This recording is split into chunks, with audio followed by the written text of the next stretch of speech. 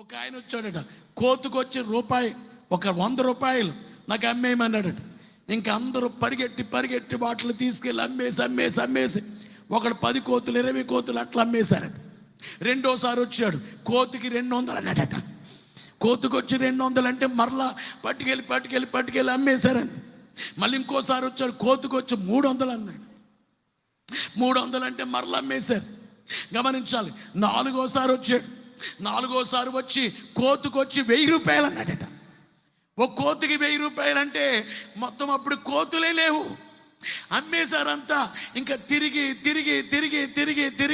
వేసారిపోయి 1000 రూపాయల కోతుకొచ్చి 1000 రూపాయలు అని చెప్పి తిరిగితే ఈ లోపు అతను అన్నాడట, మా వాడిని పెడుతున్నాను ఇక్కడ లారీ దగ్గర, మీరు కోతికి 1000 రూపాయలు తీసుకుని ఇతను డబ్బులు ఇస్తాడు, మీరు ఈ యొక్క ఇతనికి ఇచ్చేసి కోతులు అమ్మేయచ్చు అని చెప్పేసి వెళ్ళిపోయాడట.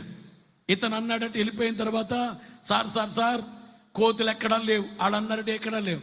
ఈడన్నాడట, మేమే కొనుక్కున్నాం కదా ఇంతకు ముందు, మా ఓనర్ వెళ్ళిపోయాడు, నేనే మీకు అమ్మేస్తా కోతుల్ని అమ్మేస్తా అని చెప్పేసి మీరు నాకు డబ్బులు ఇస్తే, మీరు నాకు కొంత ఇస్తే నేను మీకు అమ్మేస్తా అని చెప్పేసి కోతుకొచ్చి 500 అన్నాడట.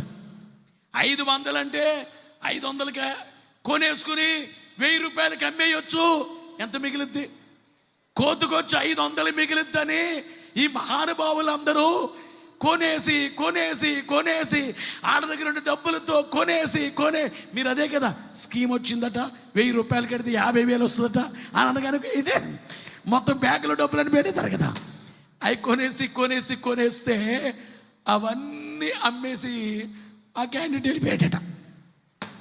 మీకు అర్థం కాలేదు. ఇంకా ఫస్ట్ ఏళ్ళ దగ్గర కొనుక్కున్న వాళ్ళే అమ్మేసుకుని డబ్బులు వేసుకుని వెళ్ళిపోయారు. డబ్బులు వేసుకుని అన్నీ కూడా వేసుకుని వెళ్ళిపోయారంటే డబ్బులన్నీ లాగేసి వెళ్ళిపోయారు. అంటే తెలివి లేదు వీళ్ళకి. ఎందుకు అంటున్నారా అనబడే తెలివి లేకుండా చేసుకున్నటువంటి పనులు. ఎందుకంటే 100 రూపాయలకి వీళ్ళు అమ్మితే ఇప్పుడు 500 కొనుక్కున్నారు. వీళ్ళు 100 రూపాయలకి అమ్మి 500 కొనుక్కున్నారు. ఏ కోతునైతే 100 రూపాయలకి వీళ్ళు అమ్మారో 500 పెట్టి కొనుక్కున్నారు. వీళ్ళు 500 పెట్టి కొనేసుకునేటట్లుగా చేసుకుని అన్ని డబ్బులు అట్టుకుని మూట కట్టుకుని వెళ్ళిపోయాడు.